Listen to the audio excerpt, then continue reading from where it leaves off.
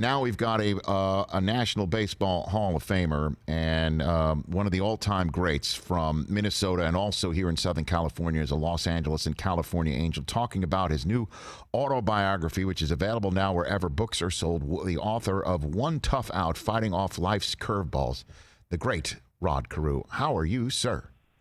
I am doing good, Rich. Thank you so much for having me on. You got it. In our commercial break for our YouTube and our Sirius XM audience, we were showing you are available to be chosen in a home run derby app, 2020 home run derby app that a lot of people are playing right now in quarantine.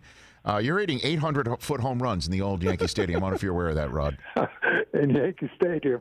Yeah, I know that I've hit a couple up in the upper deck, but those are just luck. Those these ones that we're showing right now, they go 800 feet halfway to Long Island. Do you know how many career home runs did you hit? Do you know that number off the top of your head? Right? Oh, yeah, 92. Chris Brockman? Correct. All right.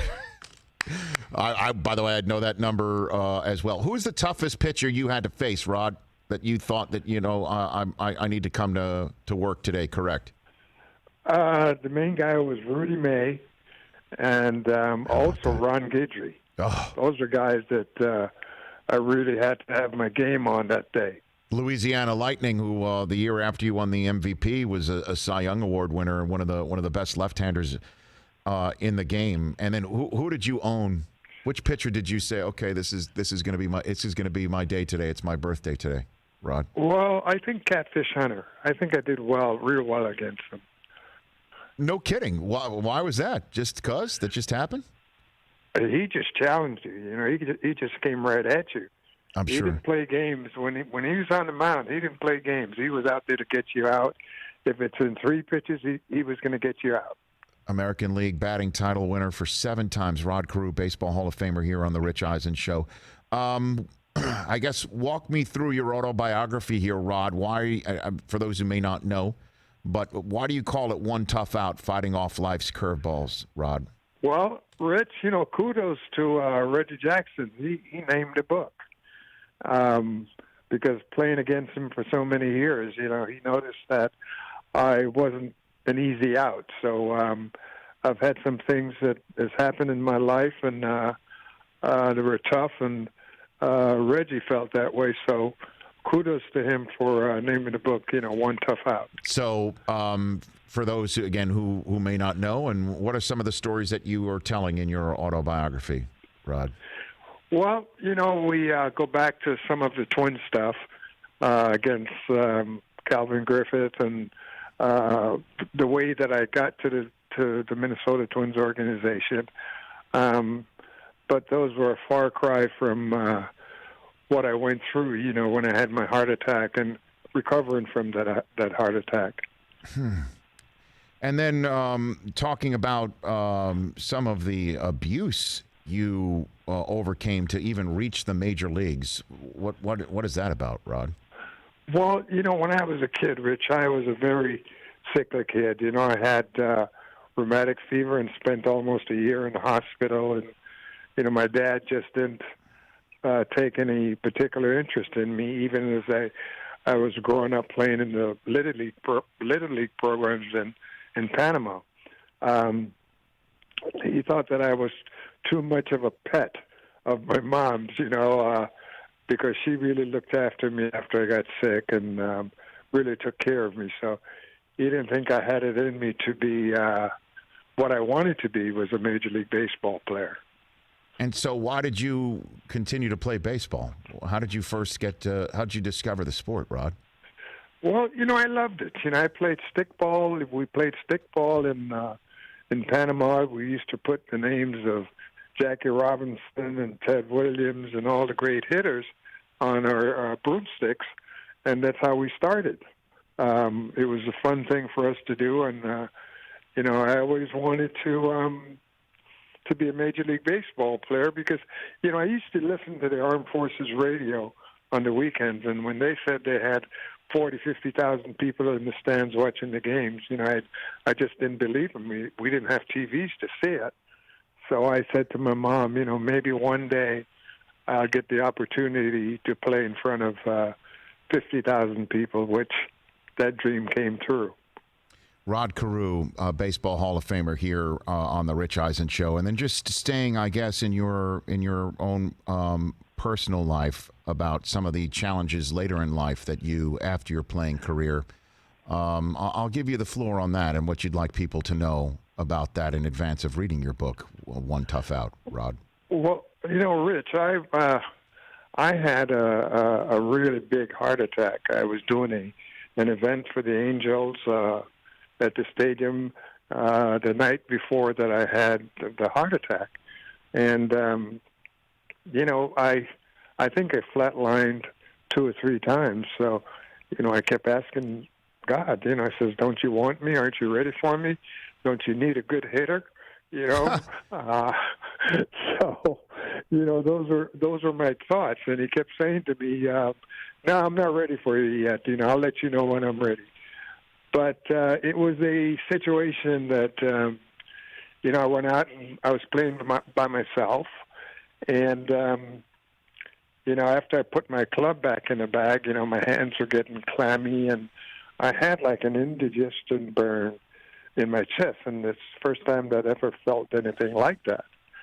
And so it's a good thing I was on the first hole, because if I was on the second hole, they wouldn't have found me alive. But I was able to back my cart up to the front of the clubhouse and walked inside nonchalant and asked the lady to call the paramedics because I felt something was going on with me. And the next thing you know, I was laying on the floor and I was out. And when I opened my eyes, for some reason I saw this paramedic with the zappers, and he was yelling, let's go, we're losing him. Let's go, we're losing him. And then I went out again, and they brought me back. But during that course of that 1 second or 2 seconds of seeing the paramedic, he had a really glow around him as he's yelling, let's go, let's go. And it reminded me so much of Michelle, my daughter, when she was in the hospital, and I used to lay in bed with her and read the magazines. And she'd always tell me, Dad, you can't see him, but my guardian angel is sitting over in the corner. He's got this big white light around him, and he's got his hands in a prayer mode. And I used to say, honey, I think you're having too many drugs, But she says, oh, no, Dad, he's here. And then when it happened to me, it was like, wow, now I believe what she was saying to me. And talking about One Tough Out too, Rod, the story of your heart as well. That there is the heart that you have inside is not your own. It's of an NFL player, and this is a story that we saw on NFL Network quite a bit. Conrad Ruland, who is a 6th grader in Southern California, and about the organ donor and who it is. What a story this is, sir. Well, I was out at I went to visit my son at school, and he was out front running around, and then he looked at me and he says, you're Rod Carew, aren't you? I says, yes, sir. I says, who are you? He says, oh, my name is Conrad. And he says, one day I'm going to grow up to be an athlete. I said to him, well, make sure that you study your books first. He says, oh, no, I'm a good student. I'm going to be okay. And that was the first meeting with him. And here, how many years later, he turned around to be the young man that would give me his heart and prolong my life. I mean, that stuff you can't make up, Rod. I mean, and obviously he was an NFL player who died well before his time. But the fact that you met him as a 6th grader first, and you counseled him on how to be a good person and also succeed in life, it really is remarkable. And you're friends with his family, correct, Rod? Yes, we are. After I got out of the hospital, my wife and I were able to visit his family and give his mother the opportunity to hear his heartbeat. And, just put her head on my chest and listen to his heartbeat. And she said, just like, the last time that I put my head on his chest and heard his heartbeat, same heartbeat. So, we became tied to them and started doing a lot of things with them because Conrad's going to be with me forever. So why not?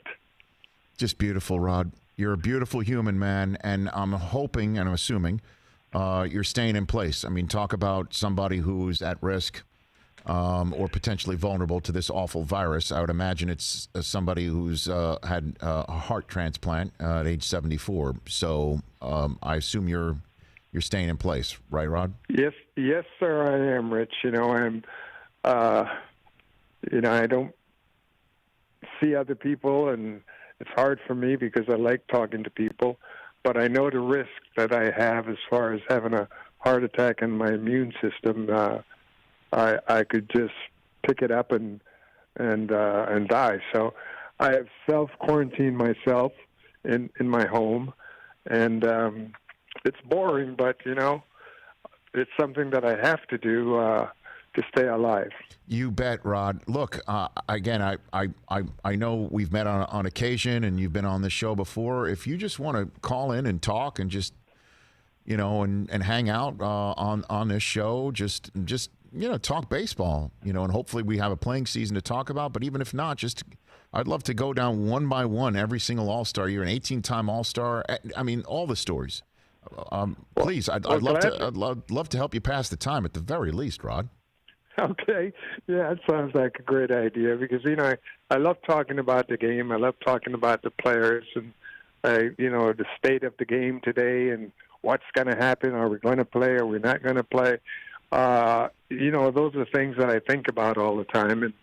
And the main thing, though, is that the guys don't get hurt by it, that they don't rush back into playing real soon because, you never know what can happen, and their lives are just as important as everyone else's. So it's a tough thing, though, what we're faced with today, and God's going to get us through this, Rich. Right back at you, Rod. It's great to spend time with you, and look for our call. I'm gonna reach out. Maybe just in a couple of weeks' time, we'll just have you back on, and I'd love to know what you think of today's game and who's the best hitter, and then go down memory lane. I'd love to do it, Rod. Let's do that. Okay? Sounds great. And thanks so much for giving me a platform to talk about the heart problems because it's the number one disease killer in this country, and if I can save one life, then by me telling my story and people listening and making sure that they're taking care of their hearts and doing the right things, then I'm doing my job. You are doing that, Rod. Thanks for the call. You be taking care. Take care of yourself, and we'll chat right around the corner. Okay, Rich. Thank you. That's the great Rod Carew. Hey, you watched all the way to the end. Thanks for that. Watch more right here.